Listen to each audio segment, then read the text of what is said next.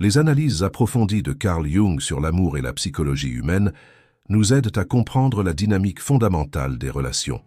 Dans cette vidéo, nous parlerons des raisons pour lesquelles les gens tombent amoureux de vous, selon la perspective de Carl Jung. Selon Carl Jung, les gens tombent amoureux pour deux raisons fondamentales. 1. Pour combler leurs propres défauts, mécanisme de projection. Et 2. Désirer le familier, archétype et modélisation subconsciente. Tout d'abord, nous allons expliquer la première raison. 1. Compléter ses propres déficiences, mécanisme de projection. Nous examinerons cette première raison principale en 4 sections. 1.1.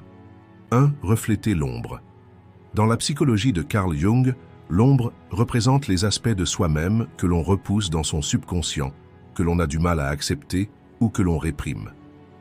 La nature humaine désire naturellement se sentir complète et équilibrée. Cependant, les caractéristiques qui manquent au caractère d'un individu ou qu'il rejette inconsciemment créent une forte attirance lorsqu'elles apparaissent chez les autres dans le monde extérieur. C'est exactement là que l'amour entre en jeu. La personne dont nous tombons amoureux peut en fait être le reflet d'aspects de nous-mêmes que nous ne reconnaissons pas consciemment ou dont nous ne sommes pas conscients.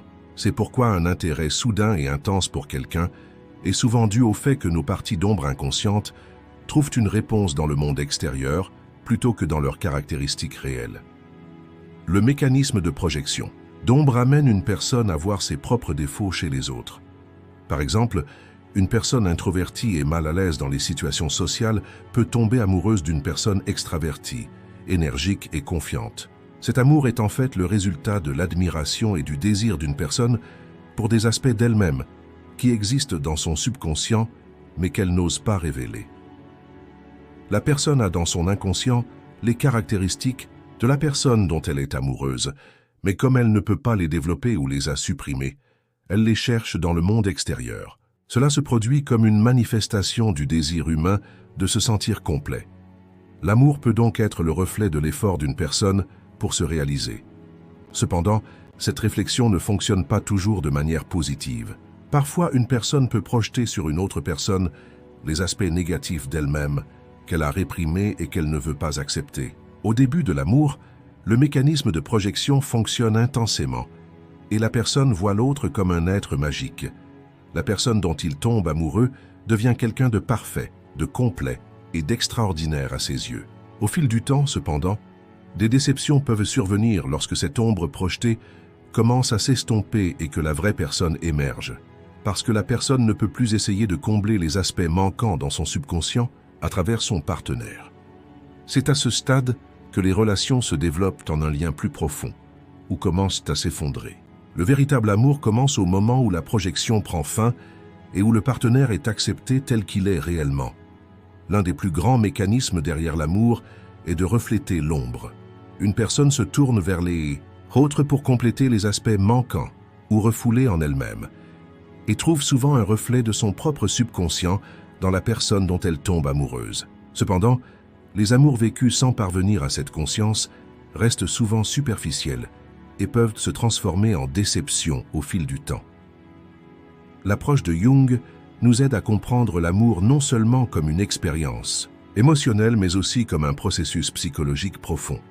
Si une personne veut comprendre pourquoi elle tombe amoureuse et qui elle choisit et pourquoi, elle doit d'abord reconnaître sa propre ombre et l'amener au niveau de la conscience. Parce que le véritable amour commence là où les projections s'arrêtent. Fin point 2. Projection d'anima et d'animus. L'un des concepts les plus importants développés par Carl Jung sur l'amour est celui d'anima et d'animus, qui sont le reflet spirituel du sexe opposé qu'une personne porte en elle. Selon Jung, chaque homme porte un côté féminin, anima, dans son inconscient, tandis que chaque femme porte un côté masculin, animus, dans son inconscient. C'est une partie universelle de la psychologie humaine et joue un rôle énorme dans la formation de l'amour. Les gens ressentent une attirance inconsciente envers les personnes qui ont des caractéristiques qui correspondent à leur anima ou à leur animus. Et souvent, ils n'en sont même pas conscients. Cette attirance qui est au cœur de l'amour est en réalité une quête pour compléter son intégrité intérieure. L'anima représente l'aspect féminin de la psyché masculine. Selon Jung, lorsqu'un homme ne peut pas accepter pleinement Les sentiments et les intuitions féminines qu'il porte en lui, il crée une puissante image d'Anima dans son subconscient. Cette image est souvent basée sur la figure maternelle de l'enfance et façonne la perception des femmes au fil du temps. Si un homme a eu une mère attentionnée, compréhensive et compatissante lorsqu'il était enfant, il peut être attiré par des femmes possédant ces qualités tout au long de sa vie. Cependant, lorsque le contraire se produit, c'est-à-dire si sa mère a une nature froide, distante ou critique, alors l'homme peut être inconsciemment enclin à être attiré par de telles femmes. En fait, il recherche chez la femme qu'il aime les dynamiques émotionnelles non résolues qu'il a vécues avec sa mère et façonne inconsciemment la relation en fonction de ces modèles. De même, l'animus est l'aspect masculin inconscient des femmes, et cet aspect détermine leur perception des hommes. L'animosité dans le subconscient d'une femme est souvent le reflet de son père ou des figures masculines puissantes qui l'ont influencée dans son enfance. Si une femme a grandi avec une figure paternelle autoritaire, forte et protectrice, elle peut être attirée par des hommes présentant de telles caractéristiques plus tard dans sa vie. Cependant, si son père était indifférent ou émotionnellement distant, une femme peut se retrouver attirée par des hommes émotionnellement distants. C'est parce que l'animus dans le subconscient essaie de compléter les aspects qui manquent dans le monde intérieur de la personne. La projection d'anima et d'animus joue un rôle important dans les relations et montre parfois qu'une personne voit la personne dont elle est amoureuse à travers ses projections de son inconscient, pas sous sa vraie forme. Lorsqu'un homme tombe amoureux d'une femme, il est en fait attiré par sa conformité à sa propre image anima subconsciente plutôt que par ses traits physiques ou caractéristiques. Cela s'applique également lorsqu'une femme tombe amoureuse de quelqu'un qui correspond à son animosité. C'est pourquoi les gens ont parfois un certain type et gravitent inconsciemment vers des personnes ayant des caractéristiques similaires. La raison principale en est l'image du partenaire idéal qui est inconsciemment façonné par l'anima ou l'animus dans leur monde intérieur. Cependant, cette projection ne fonctionne pas toujours bien. Un individu peut idéaliser la personne dont il est amoureux et lui attribuer des significations qu'il ne possède pas réellement. Selon Jung, le véritable amour ne commence qu'au point où la projection de l'anima et de l'animus prend fin. Une personne peut établir une relation saine lorsqu'elle peut accepter l'autre personne telle qu'elle est et n'essaie pas de combler ses propres déficiences inconscientes à travers son partenaire. Sinon, l'amour ne deviendra qu'une illusion et pourrait se terminer par des déceptions à mesure que la relation progresse. Pour comprendre pourquoi les gens tombent amoureux de certaines personnes, ils doivent d'abord explorer les concepts d'anima et d'animus dans leur propre monde intérieur. Ce n'est que lorsque cette prise de conscience est atteinte que l'amour peut cesser d'être une recherche d'accomplissement et devenir un lien dans lequel deux individus s'acceptent véritablement. Fin point 3. La quête d'un développement psychologique incomplet et complet. La psychologie humaine, de par sa nature même, est en quête constante de développement et d'achèvement. Selon Carl Jung, l'individu est façonné par diverses expériences dès l'enfance, et certains aspects psychologiques ne peuvent pas se développer pleinement au cours de ce processus. Les aspects manquants créent un vide dans le monde intérieur de l'individu, et le désir de combler ce vide se reflète souvent dans les relations amoureuses. Les gens tombent inconsciemment amoureux de quelqu'un qui complétera les aspects qui leur manquent ou qui sont faibles en eux-mêmes. L'amour n'est pas seulement un lien émotionnel, mais aussi une tentative de guérir les déficiences psychologiques du subconscient. Afin de compléter son développement psychologique incomplet, une personne choisit inconsciemment un partenaire qui représente ces aspects ou lui offre la possibilité de les développer. Une personne qui a été négligée émotionnellement à un jeune âge peut tomber amoureuse de quelqu'un qui montre un intérêt intense et un amour constant. Cependant, ce type d'amour peut se transformer en une addiction pour satisfaire un besoin qui manquait dans l'enfance plutôt qu'un lien émotionnel sain. L'individu s'attache à son partenaire non seulement parce qu'il l'aime, mais aussi parce qu'il attend de lui un épanouissement psychologique. Cela peut conduire à un déséquilibre dans la relation, car l'amour commence à être considéré comme une sorte de processus thérapeutique. Certaines personnes ont peut-être été élevées par des parents surprotecteurs pendant leur enfance. Étant donné que ces personnes ne peuvent pas développer pleinement leur propre indépendance, elles sont attirées par des individus indépendants et forts dans leur vie, qui les libéreront. Une personne qui a du mal à prendre ses propres décision ou qui manque de confiance en elle, peut tomber amoureuse de quelqu'un qui est déterminé et courageux parce qu'elle sent inconsciemment que cette personne la guidera et comblera ses lacunes. Mais il existe ici aussi un risque. Si l'individu devient complètement dépendant de son partenaire, la relation peut conduire à une perte d'individualité plutôt qu'à un processus de développement sain. La quête d'un développement psychologique complet et incomplet ne se limite pas uniquement aux aspects émotionnels. Il couvre également les aspects manquants de la structure de la personnalité de l'individu. Par exemple, une personne qui manque de discipline et d'ordre peut être attirée par quelqu'un qui vit sa vie de manière planifiée et organisée. Quelqu'un qui a du mal à exprimer ses sentiments peut tomber amoureux de quelqu'un qui est franc et qui exprime ses sentiments librement. Bien que de telles relations puissent paraître équilibrées au début, elles peuvent, avec le temps, amener la personne à devenir complètement dépendante de son partenaire, plutôt que d'améliorer ses propres défauts. Cependant, une véritable croissance psychologique est possible lorsqu'une personne complète son propre développement en recevant le soutien de son partenaire dans une relation.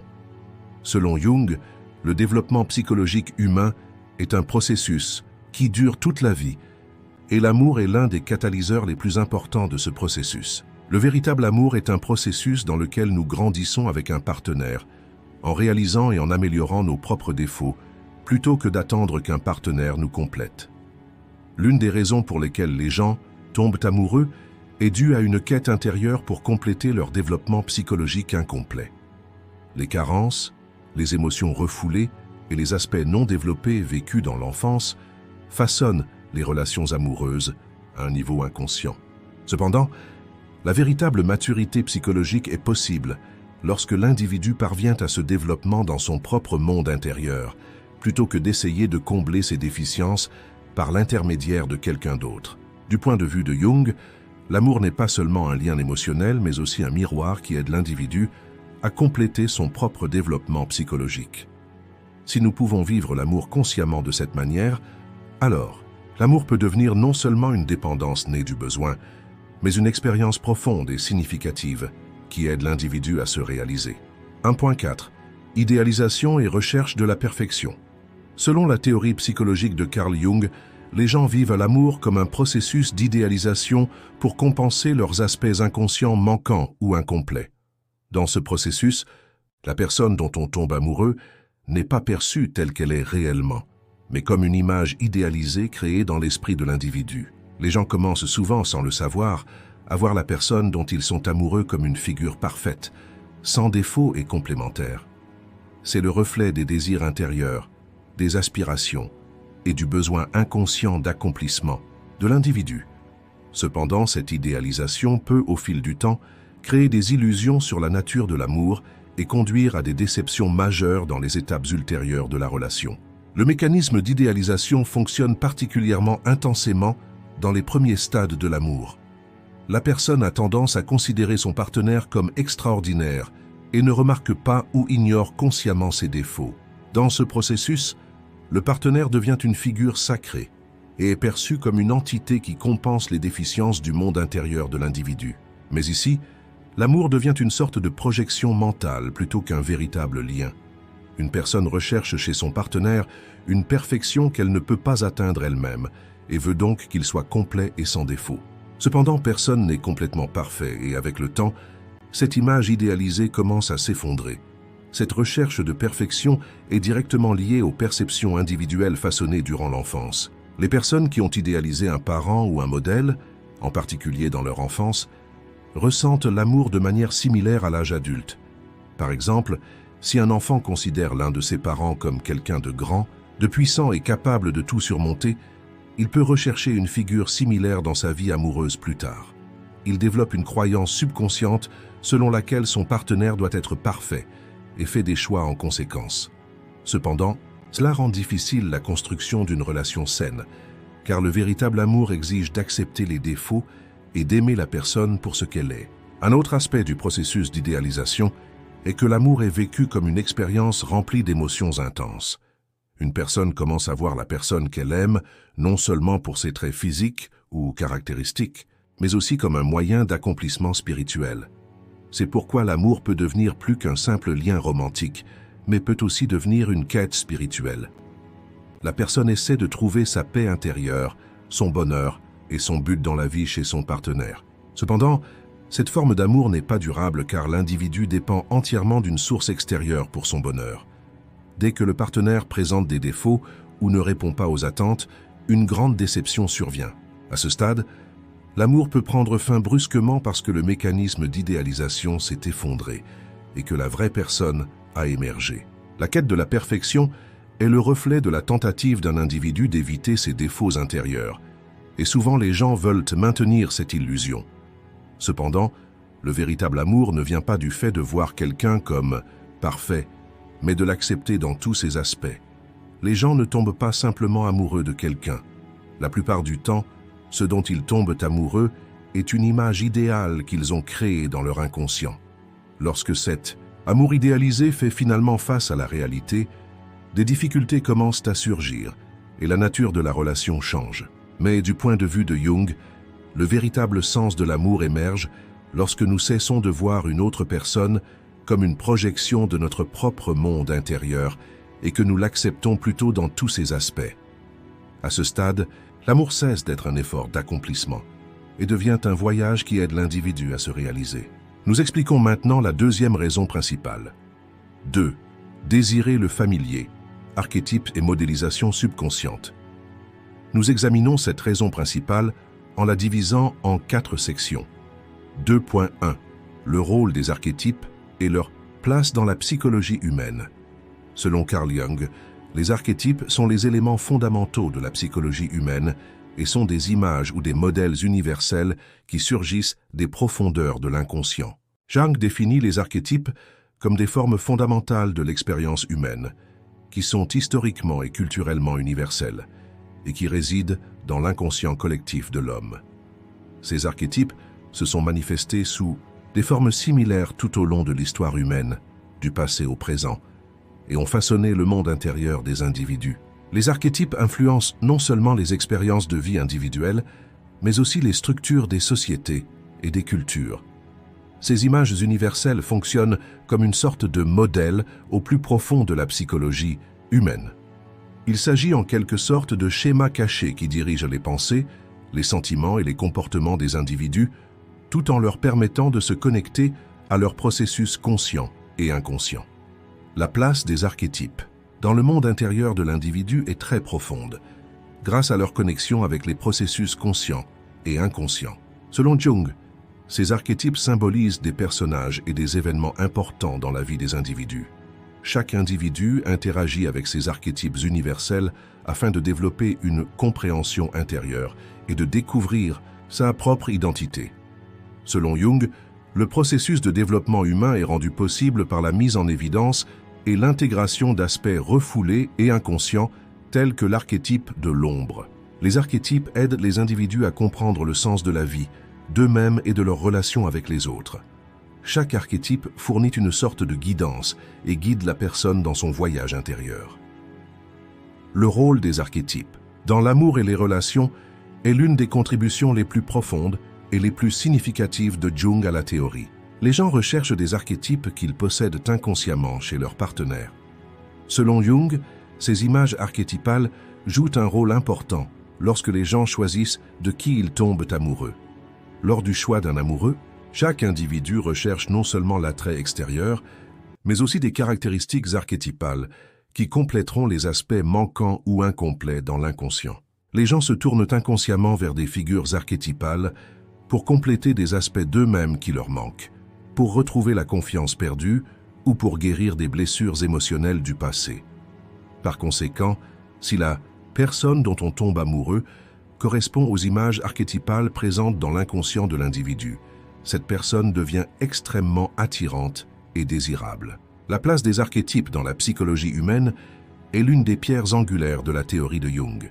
Les archétypes sont des structures qui ont une place universelle dans l'inconscient des humains et qui dirigent à leur monde intérieur, façonnant les pensées et les comportements des individus. Les images archétypales jouent également un rôle important dans les relations et la vie amoureuse des gens. Les gens recherchent inconsciemment chez leur partenaire des figures archétypales qui compléteront leurs aspects manquants ou incomplets, et ces figures symbolisent leurs besoins émotionnels. Cependant, sous l'influence des archétypes et des projections, les gens idéalisent parfois la personne dont ils sont amoureux et la voient comme le reflet de leur désir intérieur plutôt que comme elle est réellement. C'est pourquoi, selon Jung, l'amour ne peut devenir sain que par une prise de conscience et une connexion profonde avec la personne réelle. 2.2. La guidance de l'inconscient, l'attraction du familier. Selon les théories de Carl Jung, l'inconscient des individus est constitué d'une structure profonde, largement façonnée par des expériences passées, des modèles sociaux et des archétypes internes. Cet inconscient porte non seulement la mémoire individuelle, mais aussi des symboles et des expériences universelles de l'histoire humaine. Même si les gens n'en sont pas conscients, des schémas inconscients influencent et dirigent constamment leur vie. L'une de ces interactions est directement liée à la manière dont l'amour et l'attirance se développent entre les gens. Selon Jung, les gens gravitent autour de choses qui leur donnent un sentiment de familiarité et de sécurité. L'attrait du familier naît sous la direction de l'inconscient, et les gens tentent d'établir une connexion à la fois avec leur monde intérieur et avec leurs relations, en découvrant ces connexions profondes dans leur inconscient. L'influence de l'inconscient joue un rôle important dans la façon dont une personne perçoit le monde extérieur. Les gens développent une certaine structure émotionnelle dans leur inconscient à la lumière des expériences qu'ils ont vécues dans leur enfance et leur petite enfance. Ces structures déterminent la façon dont une personne perçoit le monde, la façon dont elle aborde les relations et les personnes dont elle souhaite être proche. La recherche d'amour et d'attention dans l'enfance conduit une personne à désirer inconsciemment des attachements sûrs et des figures familières dans les années à venir. Le concept de ombre de Jung occupe également ici une place importante. Les gens projettent parfois sur les autres des besoins émotionnels, des peurs ou des défauts dont ils ne sont même pas conscients. Ces projections sont parallèles à l'attirance pour des figures familières dans l'inconscient.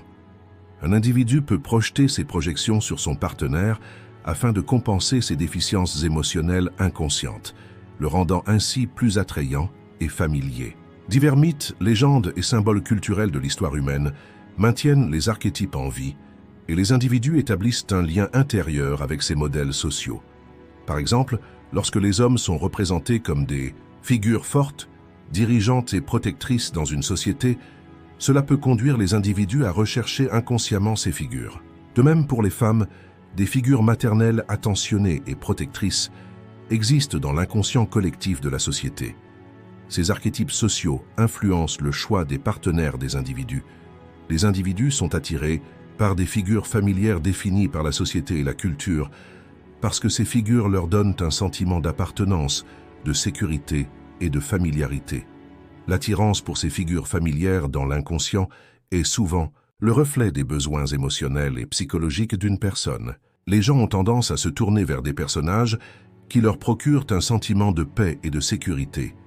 Cette attirance peut être fondée uniquement sur des expériences passées ou bien être un effet de l'inconscient collectif. Pour que ce processus fonctionne sainement, Jung recommande aux individus de prendre conscience de leur monde intérieur, de reconnaître les projections de l'inconscient et d'accepter ces projections. Dans le cas contraire, l'attirance envers des partenaires pour combler des déficiences inconscientes peut conduire à une idéalisation et à des projections trompeuses. Cela peut engendrer de fausses attentes et des déceptions dans les relations. L'attrait du familier, guidé par l'inconscient, influence profondément la façon dont les gens forment l'amour et les relations. Les gens sont attirés par des figures archétypales familières pour combler les lacunes inconscientes, combler les vides émotionnels et créer des espaces sûrs. Le familier, combiné à la confiance et au sentiment d'appartenance, crée un lien que les gens ressentent au plus profond d'eux-mêmes, mais dont ils n'ont pas consciemment conscience. Cependant, ce lien ne peut s'établir sur une base saine que si les individus prennent conscience des projections dans leur inconscient et établissent des relations saines. 2.3. Réflexion sur le désir du familier dans les relations. Selon Carl Jung, l'amour et les relations ne sont pas seulement le résultat d'interactions externes, mais aussi le reflet de processus psychologiques profonds. La façon dont les gens choisissent leur partenaire est façonnée par une forte attirance pour des figures archétypales dans leur inconscient. Désirer ce qui est familier reflète souvent la recherche par les individus de besoins inconscients à satisfaire dans leurs relations. Mais ce processus peut également conduire à des dynamiques complexes et parfois problématiques. L'attrait du familier dans l'inconscient est souvent basé sur les expériences d'enfance des individus et sur les attachements de la petite enfance. Durant l'enfance, les individus développent souvent un sentiment de sécurité émotionnelle et d'appartenance grâce à des relations avec leur mère, leur père ou des personnes qui s'occupent d'eux. Ces attachements précoces laissent des marques permanentes dans l'inconscient des individus. Une personne peut inconsciemment vouloir combler les manques et les blessures émotionnelles qu'elle vit durant cette période à travers le partenaire avec lequel elle entretient une relation. Désirer ce qui est familier conduit parfois les gens à idéaliser leur façon d'interagir avec les autres. Lorsque les gens recherchent des partenaires qui combleront les lacunes qu'ils ressentent, dans leur subconscient, ils peuvent développer la croyance que ces partenaires sont parfaits.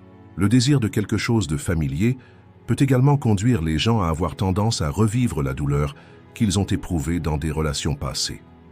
Jung affirme que les individus ont tendance à revivre des problèmes émotionnels non résolus dans l'inconscient afin de faire face à ces problèmes. Cela peut être décrit comme un comportement répétitif ou une répétition du karma. Si les gens portent encore dans leur subconscient des traumatismes non résolus ou un vide émotionnel dû à leurs expériences relationnelles passées, ils peuvent rechercher un partenaire avec lequel ils peuvent ressentir à nouveau ces déficiences de la même manière. Le désir du familier est en fait un désir de revivre quelque chose. Cela peut également être considéré comme les efforts des individus pour résoudre les troubles émotionnels dans leurs relations passées. L'un des reflets les plus importants du désir de familiarité dans les relations est le lien émotionnel fort que les gens développent envers leur partenaire. Ce lien est façonné non seulement par l'attirance physique, mais aussi par le désir de se connecter profondément sur le plan émotionnel et psychologique.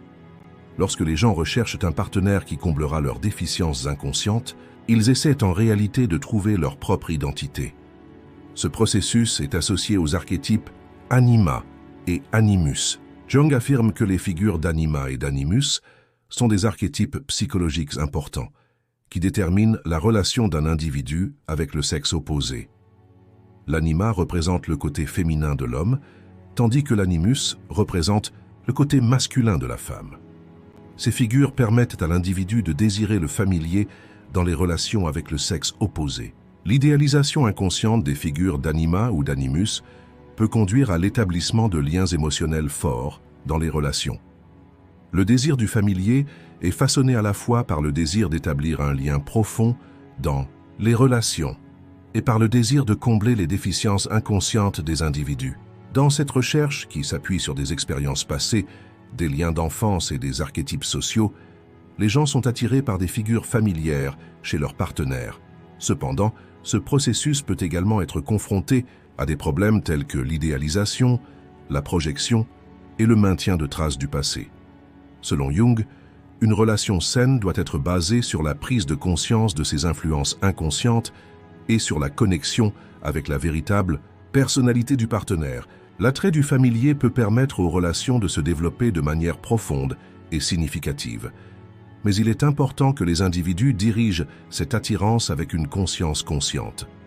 Dans le cas contraire, les relations peuvent rester limitées par des modèles créés par le passé, ce qui peut empêcher les individus de former de véritables liens. 2.4. Attachement au familier et développement psychologique. Les théories psychologiques de Carl Jung sont d'une grande importance pour comprendre comment le monde intérieur et l'inconscient d'une personne façonnent ses relations avec le monde extérieur. Lorsque les gens désirent inconsciemment ce qui leur est familier, cette recherche n'est pas seulement une attirance émotionnelle et physique, mais aussi un tournant important dans le développement psychologique de l'individu. L'attachement au familier reflète le désir de l'individu d'équilibre dans son monde intérieur, d'accomplissement et de maturation psychologique. Cet attachement est un moyen de satisfaire émotionnellement ses défauts inconscients, ses blessures ou ses figures archétypales incomplètes. Cependant, ce processus encourage non seulement la recherche de sécurité émotionnelle, mais favorise également la croissance personnelle et la transformation intérieure. L'attachement à des figures familières dans l'inconscient commence comme une recherche de sécurité. Les gens intériorisent des liens qu'ils forment avec les figures parentales dans l'enfance comme une sorte de sentiment fondamental de confiance. Les gens essaient de combler les vides émotionnels du passé en se connectant à ce qui leur est familier dans leur subconscient. Même si cela peut sembler être une simple réexpérience à première vue, c'est en fait le début d'un profond processus de développement psychologique. En redécouvrant des figures familières de son propre passé chez son partenaire, l'individu a la possibilité de guérir la relation émotionnelle avec ces figures. L'attachement au familier permet à l'individu de développer une identité plus intégrée et plus mature. L'attachement au familier déclenche également un processus d'établissement d'un équilibre dans son monde intérieur. En se tournant vers des figures familières de leur inconscient, les gens révèlent leurs propres ombres, c'est-à-dire les aspects et les parties refoulées d'eux-mêmes qu'ils ne peuvent accepter. Selon Jung, l'ombre représente les aspects d'une personne qu'elle rejette ou réprime consciemment, et ces aspects peuvent entraver le développement psychologique d'une personne. Cependant, affronter ces aspects, les accepter et atteindre la plénitude intérieure est une partie importante du parcours de maturation d'une personne. Un attachement au familier peut aider à comprendre et à transformer cette ombre. L'attachement à ce qui est familier peut également aider les individus à explorer leurs limites personnelles et leur estime de soi. Le concept de valeur personnelle de Jung signifie qu'un individu se respecte et accepte sa propre valeur inhérente. L'attachement à des figures familières peut parfois amener les individus à dépasser leurs limites et à se perdre dans les besoins de leur partenaire. Cependant, cet engagement offre également l'occasion de reconstruire ses limites personnelles et son estime de soi. L'individu peut réévaluer sa relation avec son partenaire en prenant en considération ses propres limites et ses besoins émotionnels.